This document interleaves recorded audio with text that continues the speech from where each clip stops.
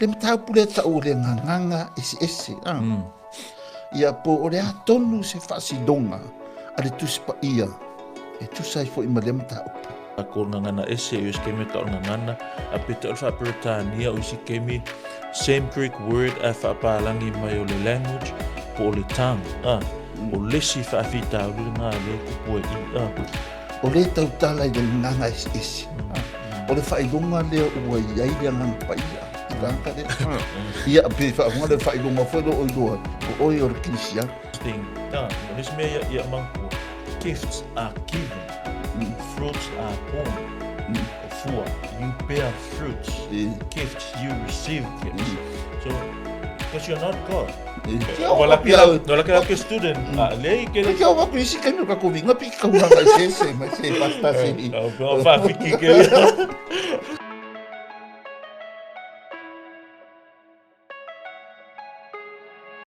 Ia te whataru whātu le tino keriso le neia fiafi.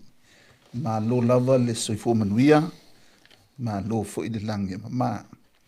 Ia, fi ia reri. Nona mea lo whareola. Whai fo i tātou tu whaidua e le nei mai aso. Se tau soifua ia se mātou ula fo. Whai e unu tātou fitu wha i fo i. Ila na fionga mamalu pono na fionga ia. Ile nei a fiafi ila na upwhau. Ia malo fo soifua pasta. Lo soifua la. Efeso Fonoti. Yeah. Ta i ole. Grace Recipients Community Church. Ia o te taritonu le nei a fiafi o te manatu e mana ia fo ia Talanoa i se mata upu fo ina le. O lea lava e fi vai ai fo ima. Fe se ia fo cristiano. Tasi nei o mata upu a le tate ia meta o le mata upu. Sili pesa o le. Mea mga pasta. Le matau pule ta o le nganga Eseese. Ia po o le atonu se whasidonga a le tusi pa ia. E tusa i fo i ma le matau. Nganga Eseese se tua lalo pasta. Ja, taimu siri la sunga ne fiafi ia ole wa muni rau sa noanga pasta o sta silong ta upulu fa pena on Tēnā whewawea e le tino keriso, ana sei whewawea e lo tūlanga vunga le o misa po, nona utala o le tāwhi Eseese. Wai, aise e kale si a kerisiano e le mea lea, e whaisi e kale si a kerisiano langa a kope, varsfukau sanga soifua e stoi ina, e maliu a, nga kere i loa nga ia lea me, e whai konse e kale sia. Ia, e whaisi koe nga e kale sia e kakaunga, whai uma kakaunga. Ia, peo le wingaranga o la whamtalanga apasta e afui. O vai ai le tusa ia, e kale sia, ia ale mea o lai ia, o lai tā ua il tuspa ia. O ka whako lai o ina tuspa ia, peo whamara losi nga upole o ina, a lai tā ua ina i tonu o tuspa ia le vaenga lea, o skasi leo mea alofa le tā konkuspa ia mea alofa a lea ngangpa ia. A pe taila e tā ua, le o le tu ainga i loa nga le tā tele le kemingi, e tusa man mela o mai il tuspa ia. Au Talanoa le Natala e tolu ni upolo whapena ona whaaliliu mai ai i le tātou ngangana le ka olo ka ko ngangana ese us kemi ka ngangana a pita o Britania o si kemi same Greek word a whaapalangi mai o le language po le tang o lesi whaafita o le ngā le kupua i o le overlap ia po suia inga po o le whaliliunga lea. A pe o upunga e tolu e mau e fulu tātou fisosoani pewa pe manino le lei malama upumua muanga e le upunga le glossa ngai e ave o kuso senga ngana e ta o lai loa o senga ngana e le usaunga ngana a lai e ringa ngana wapenga le exista whakika inga o 1 Corinthians 14 verse 9. Pastor. Yep. Pe e vave ia kasu. 1 Corinthians chapter 14. Ngai Talanoa mai le ko inga mea nga fai upu e iwa. Ngai le fai ka whapea. e whaapea fo I outou a whaitu te sao ni uni atu I o outou lau whaiva ni upu matala e loa ea whaapea whea le upu ua tautalai a wā tautala atu outou I le ngāo. Ole upu ngā e whamatalaina I ngā kusa o se ngangana fu ngā le o sau ngangana. E ave se ngangana e le o sau ngā whakaika inga la whape o le maratanga oe o le whasa moa. A ngau kaukala oe I le whaperetania. So le klosa la ngai ngā o le whaperetania. E sea la ngau o le maratanga oe o le Samoa. Pela o kai whape ngale e le whaonga inga o ngā. E o whala whae posifuma le tolu. Same word for ngai whaonga I ngā whai mai. O le nei, o le tautala I le ngangana winga ese. Paera, o ngau sui fu ngal whasa mua kampea I le iwa. Mea na ngā le a fia fu I mga mea fu le whae se kala a pasta whae mai. Atu I o tou lau whaiva ni upu matala. So le upu la klosa, it could be tongue lea actual tongue. Le lau whaiva le kong le ngukua. Or a language. So that lies another problem. Mea ngā le I, peong wha, e overlap pale whaale li ungo o mea. Mea ngai mo o mea sus whaia, ongo sus whai aule. Ma sus kerisiano, le whai tau I le whaaperetania, ma le whaasa moa. Ia a whaape ma whai, o ngai engi tools so available. Ia ngā whawa aila e pole hafu I le original language lai, Abas. Wa peo I les whaafita auli. Pe whalar whai epus fuma le wha. Same word ngā pia I ngā. Le upulawanga klosa whai upus fuma le whawhai mai a wā a whaito te tatalo I le ngangana winga ese. So os fu kola man sfu wha o lo refer a ngā I le language. Aole whai upu e iwa o lo refer a ngā I le tang le I le laulau whaiva. Peila o ngā le kupu e le whaafika I isi taimi. Tuli matanga pe e ta ole le mele tusa marausi pasta o lesi upu ngā e whaaliliu ngā le upu ngā dialectors le sauer kako upu pālangi le a dialect. So upu langa e ave I launga ngana le ngana e te iloa. Pela o la ofisili o la whakeka e whakona a pasta when I say o la ngana e te iloa o le ngangare mwhainga e kaukalai or if I could say your mother tongue. So your mother tongue, o le ngangala ke iloa, o le Samoa. Kusa la ma le whasinga mana kuspa ia. So your dialectus is Samoan. And when you speak English, that's closer to you. And you gotta be careful to he ke me whaonga le upule closer. But it's not referring to a language, it's referring ile tongue. Pei fu ila ke me vunga le whemei laulo whaiva afi. That's the same word.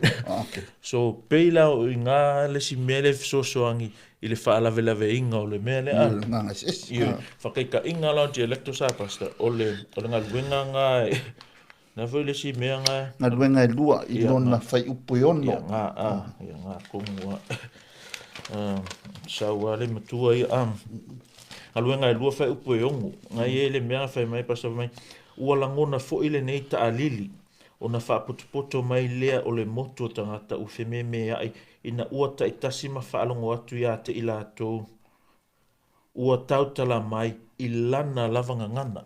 So le upula lau whaonga I o isi translation o le language o isi translations o le tongue a le upule whaali liu I lana lavanga ngana o le upule a dialectus. So o dialectus la o le ngana e loa.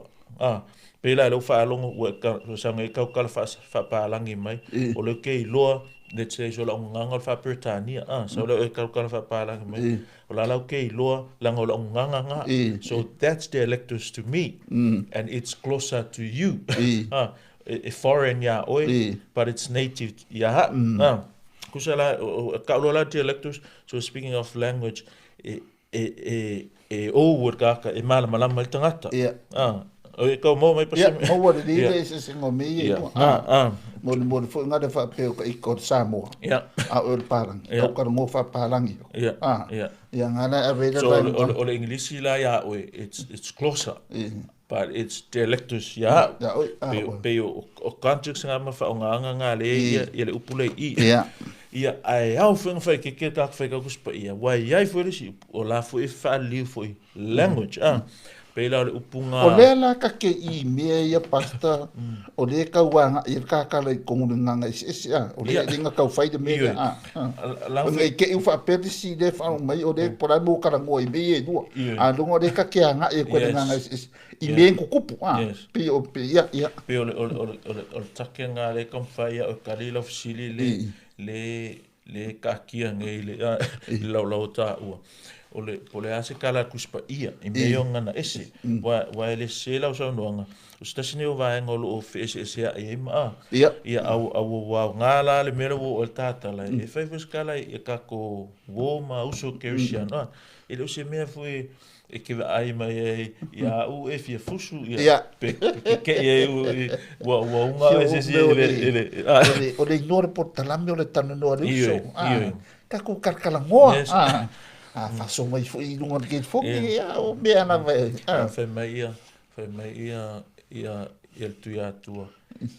O wale musul ta wale le se me se fai lo tarafa ata. O le fa mani me tala mani me fai lo tarafa ata manga ia fuide. Fai mai kuspa ia e ngusia o to o le mele a. Ia o le sila upunga kolu ia ka upunga fali liu lava le language is kemi apa o le upunga le phone I think o ngale sa o le upu palangi le o le phone o ko e to o le upu ia ka mai o le nganga le o krika le ale ke translate o le original la le o le sa ngol me le na ia mo le sila fia fo o le wa mai ia e fo lo fa lungo ku ia sa fa o pelo Tulanga ngai so far we're looking at the word closer o le upu o le ngana e foreign ya oi ia a native ya so lo dialectus so speaking about a language a oi e ke mala mai pe o le meren ka va ai le Acts 2 verse 6 lo pulong kolo ngai fa ali liu fo ia o le ngana isi kemi e telinga mafo fa ka le mele nganga isi le pisangi le upunga le phone o phone la at fa liwinga fa pertani ke mauai o le upu language po le voice po le sound upu manga a fa ka kuspa ia pela fa ka ingala pela o le Acts 2 verse 6 nka fa ka nge fa mele kala kuspa nga me wala ngona fo ile neita alili o le upu la ta alili nga it's phone o le sound, o le leo, o le pa'o, o le fone. Ai o ile pela o le 1 Corinthians 14. O le upunga whaonga ngal fone, a wale ta'alili, esa unga, ua language, il whapalangi, al whasamola o le leo. So mind you, pewela, o le Lord Kemilang whamaikala Yesu, ia pekelu. Ai le ivivingi moa, o le upunga whaonga Yesu nga, same word.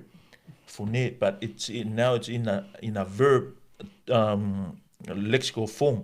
Le verb form wa upunga lue nga mangkua la ka kikiro fe mai o le ta'alili o le ngaunga nga kusa o le pa'o o le leo ave mai kala Yesu a le vivingi mo kusa ave mai o la upunga lue nga le upuranga o phone o lo nga o ma fa le upsa mo nga le phone kami fiu e phone ia wa upalangi ai o ke lo ia copy mai ai le upule phone wa o spell same spelling in Greek phone so o folinga mai la o se alanga po se fasilsilanga ya favea penga a fa ngaunga lo ia o le leo po le ta'alili e tusa ma ka fa ka ko ngai ia so o pu mana ngai apa o la to winga e ka o mai ainga o ninga ngana e mafai ona ma lama ina they are known languages they are non mysterious languages ele o se ngana fu ngale ele o se ngana skaka o nganga e malama ma ka lai kanga pe ka fen kanga malama ka pulunga kolu le onga o le fanga ingale fanga o isi keminga fanga fe mai the cry or cry out pole moli ma watu kele ia fanga fa ka but still la a fanga lo fa penga ngai lo lai o singa ngana Wa le mfenga mo le mouse nganga ke le malama ma le malama le audience Alanga atu. alanga o se Le ngana fasila malama sila. yo fa sila me mga fe kawi mo le upule a fone pe penga e folinga vea ya ole tulanga langa ia bas ile ngana le e au pe e ka kikia le loa ia le original text le malama mai ka ko then we look at the context how these words been used pe le fa ngala fa ngai ko kuspa ia man fenga fo pe ngai ka mo wa singa malama anga po ole a sa o le mele e ta ole ngana ia por ngana ese e pe unga ta tia me ka kuspa isa mo Longo winga la pasta. O le winga la o le whamkalanga. E le i nganga dilo. Nganga dena wha. Dena wha. Tatau i le tala ruka i le tusi. Marling. Longa la e le nganga dilo.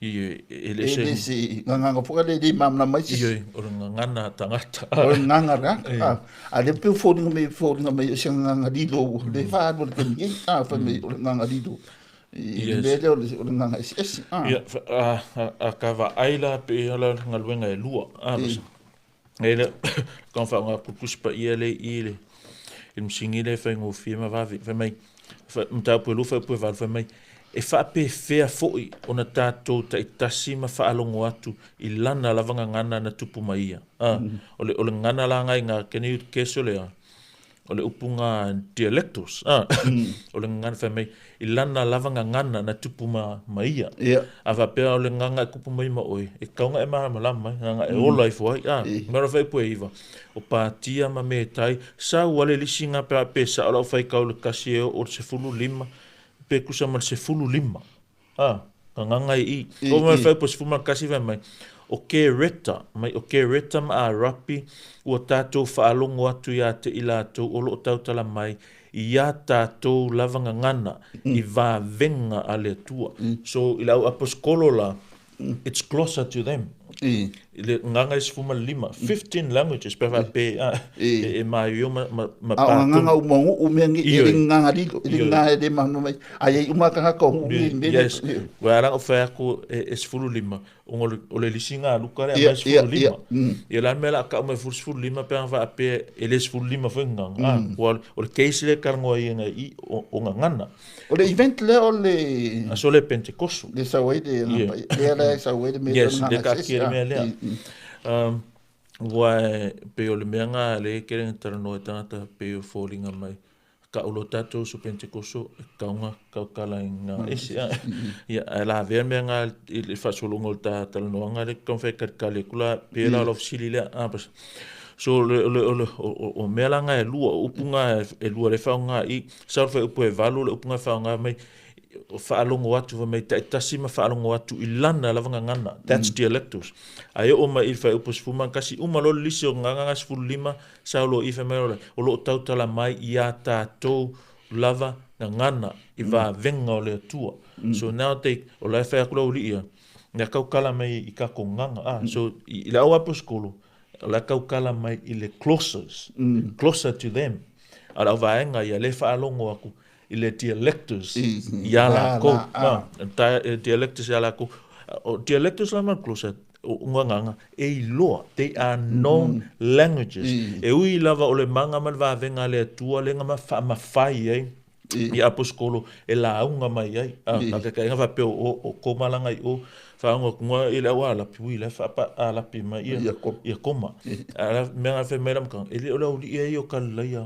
ngal pa nga ya le la unga mai nga ia so ya komala for instance all that's closer to him ai ka kala mai receive la uli ia it is dialectus to them so it's known to them but it's unknown ya koma le winga la o mela le kon fa la pasta ole faunganga upu e lua menga saule skemi language saule skemi tongue so the English doesn't help elo so angile English i don't va overlap por faunganga o Sometimes I call it le abuse I mana fasa mo ia ke me laka ko fasa mo I le nganan kusekus pa ia lo le mau faliliunga fa aperitania pela inga o I foi le so soang I le interpretation le fa pe o le closer o le ngana ese ya oi o le dialectus o la ngana te loa fa longa las fa unga pus fe au kala ngoa fa penga so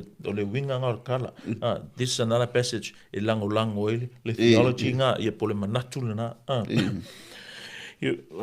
ama yo lola ka mai faingo firola ia ngai lo po fe konga ka aki longa na o le aso le penkos o nganga le pentikos o le nganga le e ma fai lava ona na mai tangata le kala ngoa mai kukongu ia po skolo e la ma fai ngama na e wa le ia ngi fe me nganga is ia fai nganga is le ngi ka kile mam la mai ia le me wa pe le me nga le ka o mai in ka pu le afa kanongi ka karanga is ka kile mam na mai a le folding mai de me le ngi venden kupu o la mar malama pa nga de sing yes nga kongwa nga fa pe ku se fsili ku se mlo or the answer yes or no, my answer would be yes. Yoi, e malama lama. Fa pe foi mongi time yo nisi fai ona ma waleta Talanoa le Uso le nei fiafi pasta a koe ai mau tilo le history o le lotu mana ngā solonga mai o lea lava mea o ta ua o le ngana Eseese ile mawava ai le Eseese o whalili unga a tangata ma le mana ngā solonga mai se o mana tatou vai tau ia wa pere wa koe ngā mewa le pe wha kua ua le leika ua le original language but it's helpful e loa e po ngā whea kongua wa pe lau le si mea mai ke leo mea ia uia a fsili mai whawhenga o whisa kare ke leo mea e loa ai o nganga e ka kuspa ia unknown languages nganga ese nganga ese ese ya oi ese ya ule kaukala ai le ese ya oi fa pe nga mena ka fa manino atu ele closer dialectus malfonele because it's related e fa ya e aunga e manino e maka koilo ka ulo nganga ese ele singa nganga ele mfenga mara mala mai ese o nganga mfenga mara mala mai o leo kwa o ka umam na maku pasta ke biaso o le mele nganga ese la fa anu o ko le mam na mai ia walu nge isu sanging so nganga ese ka o ka fo ko le mam na mai me la pasta de simme ya o ke o fisili foi da po mam na mai foi da ka kale fa ia da foi o kalanga foi a Paulo o ia 1 Corinthians 14 12 13 14 ngai a fia ko nga mea ia anga le kalesia ora ko le mea nga fe mai ai ka kala nga ese ba o ka kala ile tua saurela nga fe mai just relax you lose your mind don't use your mind amanko the same chapter of ia Paulo fa ngalo ba fa no inga ele se me fa ele fa ngale ma fa nga lisia o nga pe nga you gotta pray with your mind ia e loa o kala nga fa nga la ve ka I me ngai ia o nga apolo so kele lava ia va engo kuspa ia pe fa kuis just scratching the surface but it's so simple so surface ele tu langa e malama in terms for any Christian va ai o fisili la vale ke fisili ai okay ase amere ka kalanga ese ia le skesi ango a kalanga ia so soangi for nga me e tau tala ia ko nga fisili la nga fangi ko nga me ko nga fa fera ma ku fo nga le fa pe mai o le tau tala I le nganga isi o le whaidunga lea ua iai lea nganga pa ia I kanka lea ia pe whaunga le whaidunga whailo oi doa o oi o le kirisia la so me so kua ralo lea kula ia walonga na au le kaukala ngi nganga isi o ki whaida e li sia nganga pa ia pa pe le menga lea le winga la sa nganga pasta a wha pe le kaukala nganga isi e le skirisia ia pi o le kulanga wa le lo lang pa o le kirsiango e fio ai lang pa ia o le ke siango ele E sianga pa ia.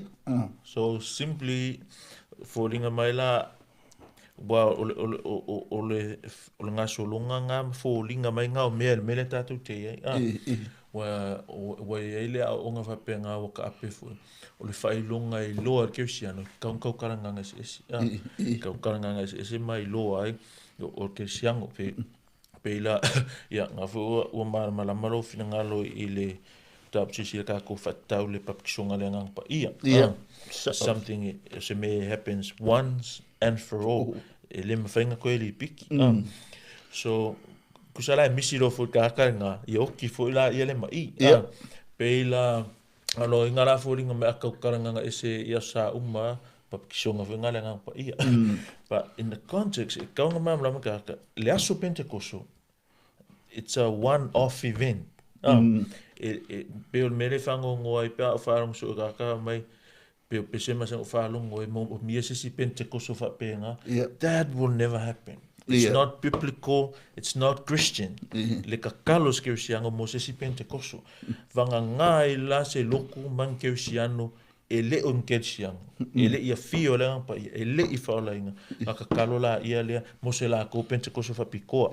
O Pentecost ia officially arrival nga ale nga pa ia ko foi mere la usili la pasa fai mai ole mangaku ole ke siango weida le fai nga ka kara nga is ya pil fai lunga nga o ke siango ya por fai lunga foi nga weida nga pa ia I go ka kala le nga is ia ole me loa ia ko se me ka nga fai ke ia e lord ke siango e lo o se kasi ka ka ke siang e lo ke siang ka ka le ele lo ngi me alofa e lo I fua ma ka isu o fua I lo ai so le John 13:35 kan fe ka kuspa ele ia fe mai o le mele I lo ai tangata o malava o so o to pe a fai o to fe alfani that's the fruit e lo ele lo ala ke siang o ise ingi mea alofa. Pam fai la vanga leila ko kalanga ise o le si mea alofa fenga leila la unga fenga le uma mea nga ai le fuole le olanga ai le o se ke siango. There are so many so-called gifts in my fai ka fai ai le o se ke siango. Ese mera mafua a fua le olanga ka pa pe o skesiano o ila ele loana se ke siango sisi I ka kala nganga isi e lor ke siango ka pe a fa me kala Yesu I me e lo so o to me e lo ai tangata uma lava o so o to nada o e lo ka uma lava o ko ke siano pe auto fer fan e lo me pe a le lo ko kala nganga isi melanga ke le fifa alongo uia mo fa ngo uia kalanga fe mai o ke siano e ka onka kalanga ese pe fe mai o ka ko Pentecost ka onka kalanga ole pasta se ko ka kuli ole o pule nganga ese o lenga mai ko le event lenga fa de bele le Pentecost o I de la we fa manga ni de finga ku sa ele singa nganga la ese be o le nganga fo nga le ka kala me o de la manga ni a pe o wa mai wa mai o pule nganga ese pe wa ese ya le lunga be de wa ke mi pe fo nga mai o de aka fa ko ke de be ko sa ni ya wa ka ya de kwa so mi ko se ka me ya mo de wo so fa la ba ya es fa la ba mai le we nganga ese ya wa la ki da de ko mo ka ke ya le nga ya le vinga na lo kala fo nga a fa o le me le nga mana na ka I melang ka ngo mai o makakara o longa a fai foi la fisinga nga ese o au kaf e ka foi la mam la marka ka de finga nga me fa kala me ka o ke o se o la me no fa pela closa ya because o le sacred gospel because o me umana o fa mo ia moli ma winga kala le ele finga show man finga fa o foi ya pela o lo ka nga ese it may be closer ya lo ngalo kala unknown ya foreign ya but it's dialectus ya which is known ya o nganga de I lo vinga o sikura fo me polo fa pe e kaukala e make sure e ya se fali liu ya mela ngai ele fe o le mele o le it's not about lo preference wa puk fi pole fi yang sa ola ia lo ngala kala o ki fango ngoi o ngolo kelo ele menga la fe me kuspa ia pe la sa lo ngol kai kai fa lo le loku fa me ra ia speak in tongues that's not biblical. That's not the teaching of the Bible. You cannot command someone to ear. First thing, this me ya manko. Gifts are given, fruits are born. Or four, you bear fruits. Gifts, you receive gifts. So, because you're not God. Speaking tongues, only God can do that. Ia a koe foi volai ko ele ko nga me alofa ele ko nga le kan ngol le ko sipa ia so let's say la exist ko nga per mele fai of course la exist la fa nga la kolora fa mai speaking tongues you can't do that o le sim ke le a me ka ko sipa ia ko kasi pe ko lo pe ko it's always individually. These three shouldn't speak at the same time. But ko fia se fulu se lau kakai kong in the room. As if you speak in tongues straight away off the mark. Why fai kakai se lau fai me kasi. I know the order of mai polo. And the reason being because language mai polo they are known languages. A little closer dialectus, different words. Different, but it's talking about known languages. It's so it was always done individually. I nela wo mam la mala ai se me kau singanga se gift le ko de me kau de sa wela ko nga se fa si fanga lo si da pe I ko kongo la ongar kuspai wangala de ka kikidongi beya fo dinga me e maram lama o nganga ia e ka kauma maram lama pe ia ila wan ko la me alo fa de ko la de be de gift ke longa fula e sisi o la e se e se me fa pe o ka wat kuspa ia le yes de gift wa longa la e ila ka ka ko e de ka uma la ele ka uma a fa fengo fia it's more like la le upupa la ngile more like a linguistic person. Staan te vongai elelei inganga kaukala nga esenga kaukala. Yeah. But still that word linguistic ele applicable lango le mea lo fale I malmeren kupula so pentecost o le kaukala me orkanga inganga ele malama it's the enablement the empowerment o le fa mana ina le nganga pa ia ma le fa moe inga ia avakule le kala lei wa e sike mi la fa ko moe mai le kakalo fa mai pray in tongue le fa ko mo ka fa lo moe fa me lo la man ko fa moe me alofa 85 ia le lotu ala fa mai edification ale kupui. It's not a church, it's just you. But if I pero fa maro si mai Paulo e fai, you speak in tongues, it's just you. No, when you speak in tongues, nga oya nga edify. You fa mai speak in tongues, fa o ke loko e ko kalai inga esi. Ai eri si me sili ako. Au kusa wa esi al me wa nga inga ya. A kangola fa fa ngo fie la.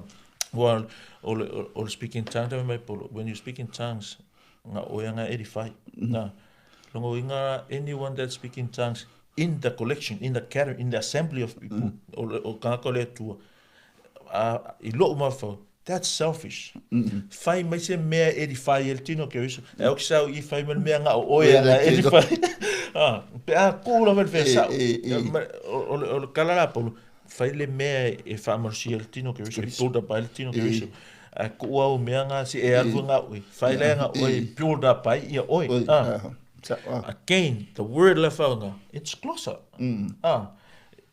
unknown la ya le kaukala e no ni ska kala fa longo po le tu fo so ai kelele o folinga ngumi ele la lang ya uso longa le la kukude ka wale ya so de event le kupua de context de o le sila me ia a pera le ola con ese loku familiar with speaking tongues everyone speaking tongues falling la ia le we feel bad o me ka ikarango ngale wakama you don't feel belong I say You can't speak in tongue la ko.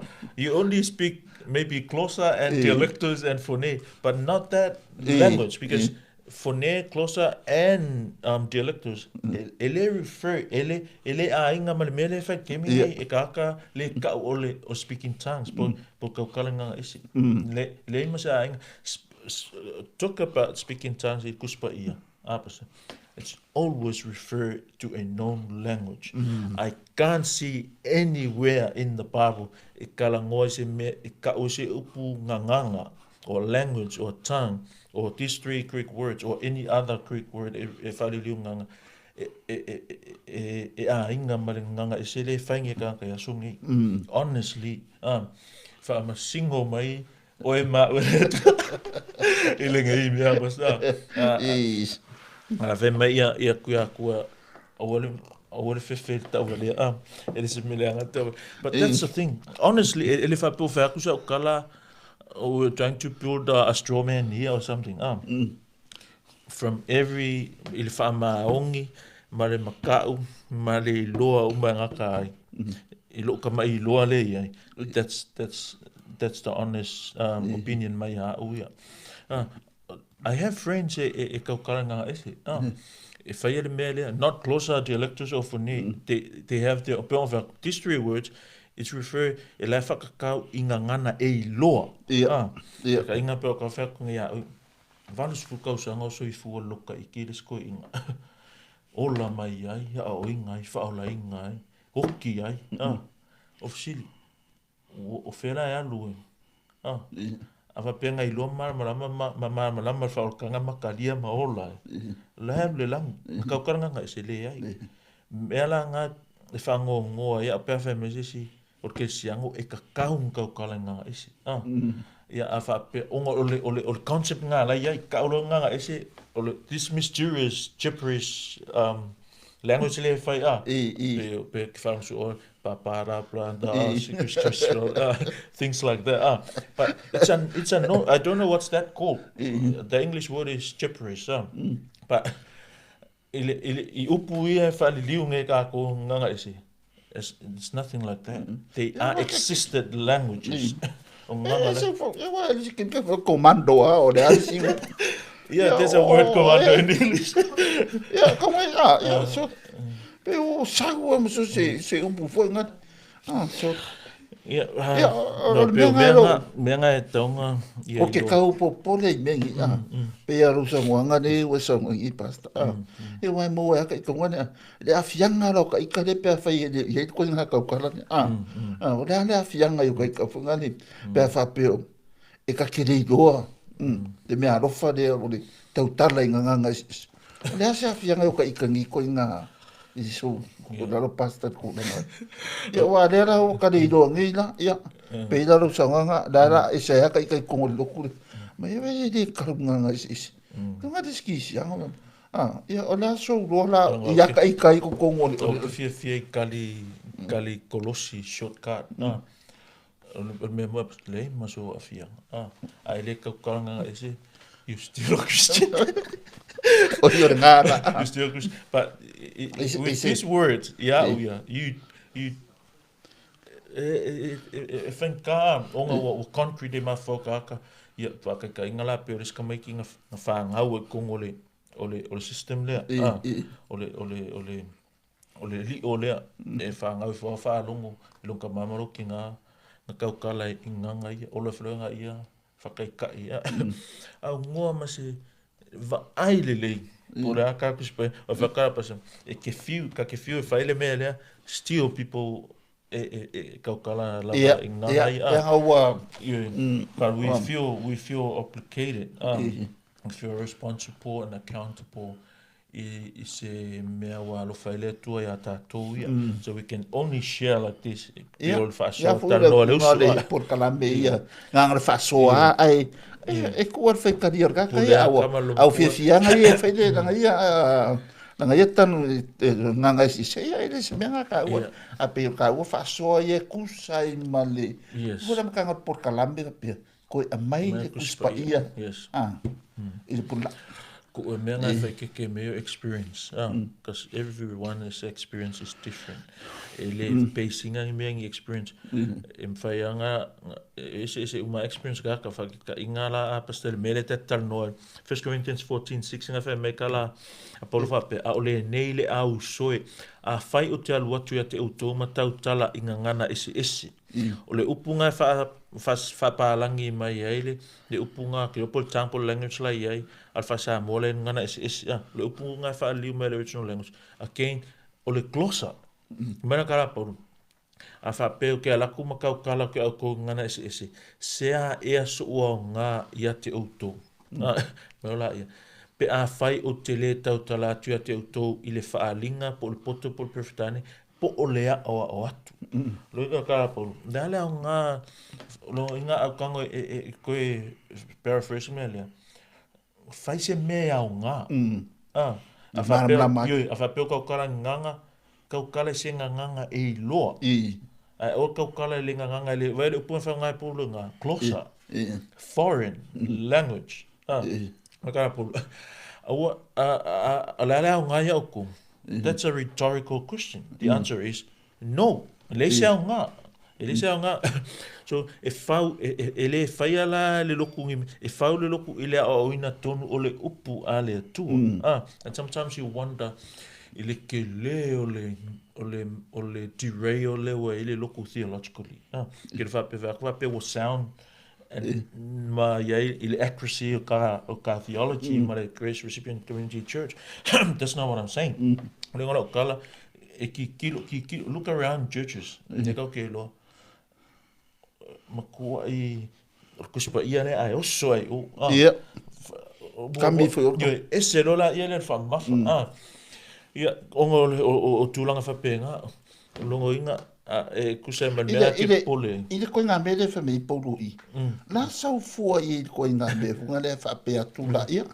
Wa tuir sunga di whawhenga ngai whai mese talo le fia. A maka mese kalo nga ngasis. Nā sau fua i koe ngā. Ma kua la leo oso pa de ia.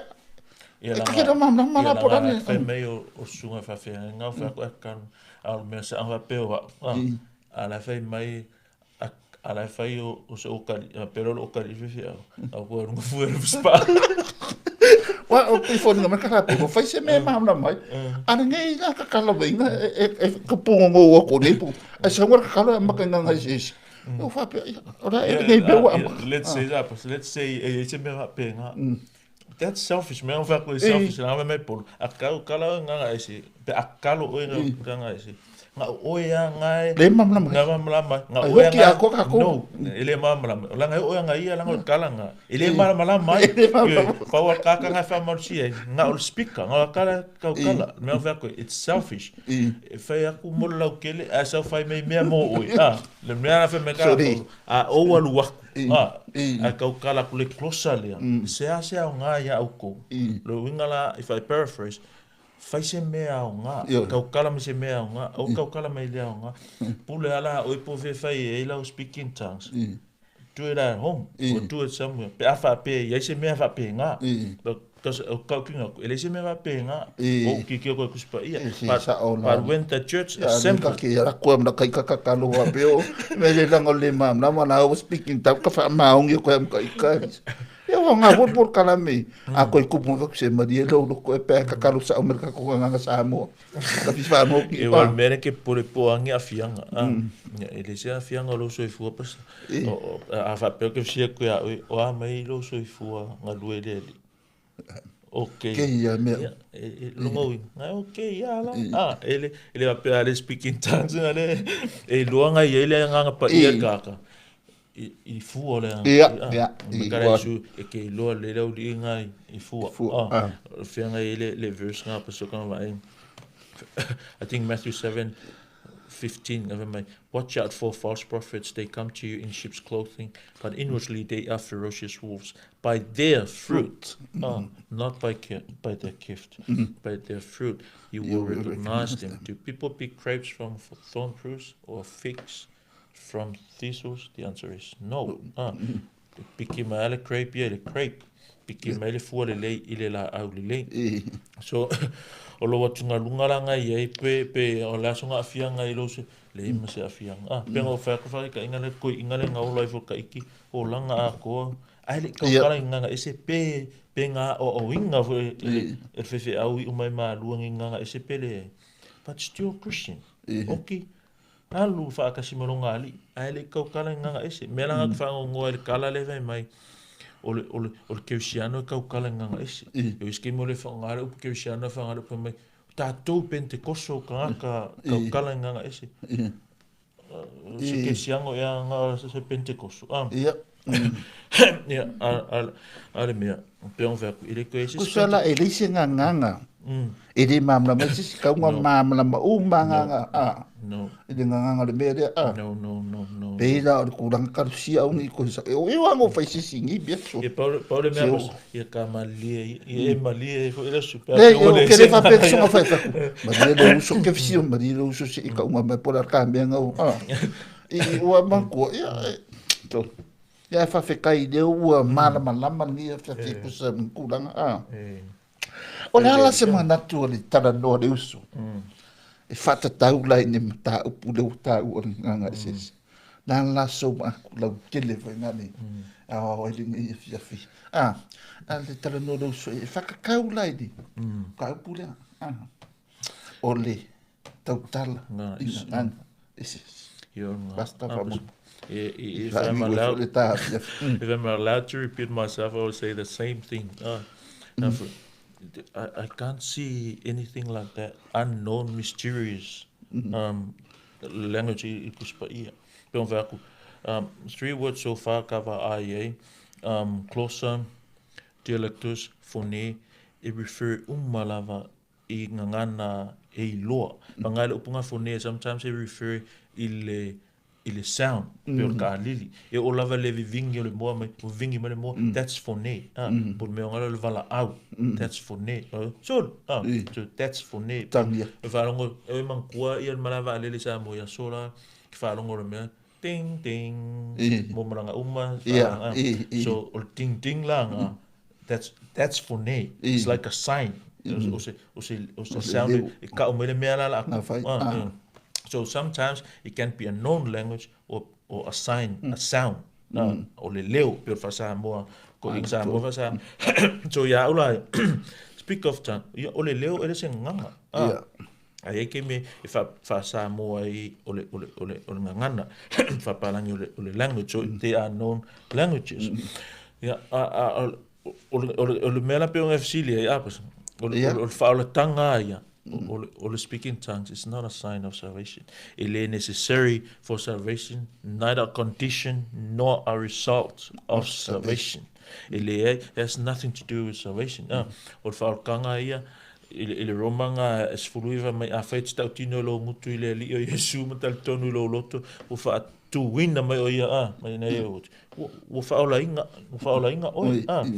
yeah o for Ephesians 2 8 and 9 fa tutua same thing ele va pela ale ka karang wa va pe o condition nga por sign nga o ka ka fa ele fa la inga ele ka la inga ia le ka kala ia e ka wan ka ya o ngari pa wa me lo ka o nga fa ai fa pe foi la hela ve con fa ka po se me mo ka ki do ele mo mo fe ya o nga ele se me ka mo fe ya o nga wa si me fa no me fe ya o nga fe ya o nga me ngi o nga si wa foi nga student ya wala kila ke student le ke le ke o va krisi ke no ka ko vinga pi ka nga se ma se basta se o fa fiki ke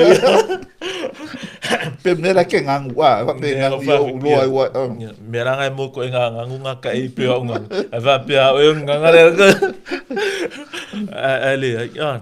Ele sei si fai lo ina ole ole mele ole fa kanga i lo I fua e mla mio.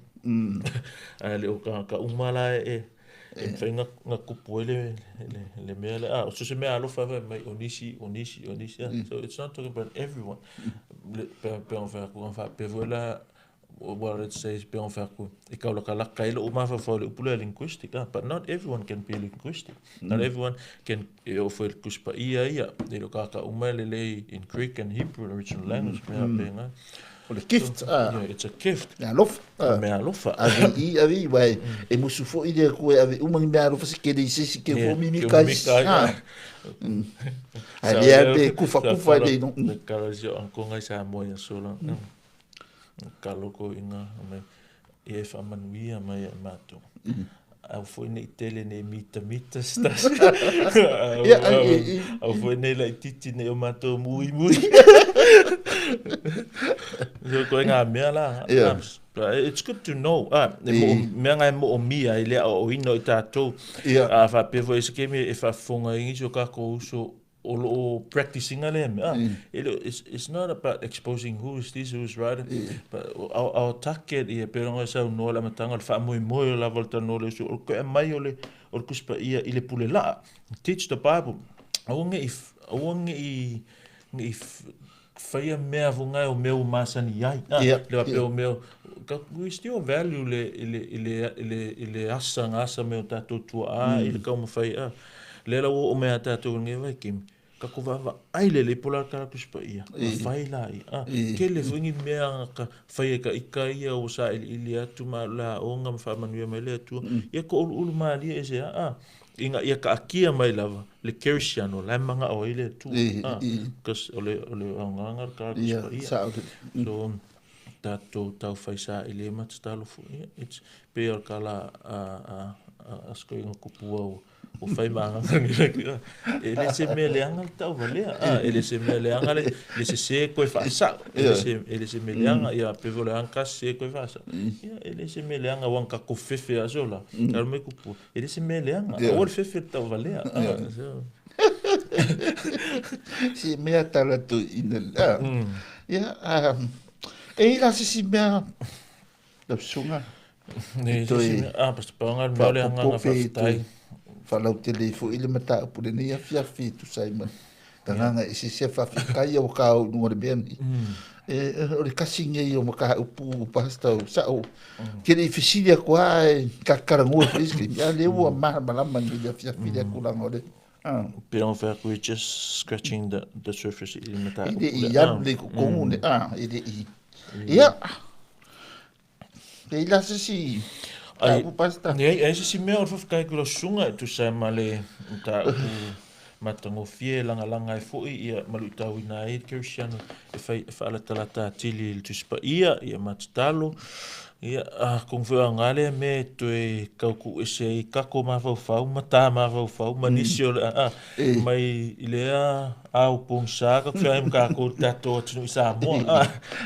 aku per por ki vanga fa sang mai ka kuspa ia le ka fa sang mai ka ko fai kau le kuspa ia le tu la fo ia por ki ku la fo ora finga we la ko ba ka ko ku la fo ora fe me kuspa ia por dar finga ngalo le tu ia nga mudu tai la fai le me fia me le tu amen ia fa fa pasta mo de fia ile li manuia le tu ina sunga mo pele ma losi ka tino ma fa wa la vale fa so in fo i male au inno lo na fiongola ia tau singa fo i laf ma moi ma fa il finga ngalo le tua ia fa manuia le tu sa mo venga tai ni vele le sunga ia ma o te taritun ia o le tau nu unga le nei o le pot kala me le nei a fiafi ma lo alo no sa ia fa manuia fo i le tua i lo loto fa so i fo amen no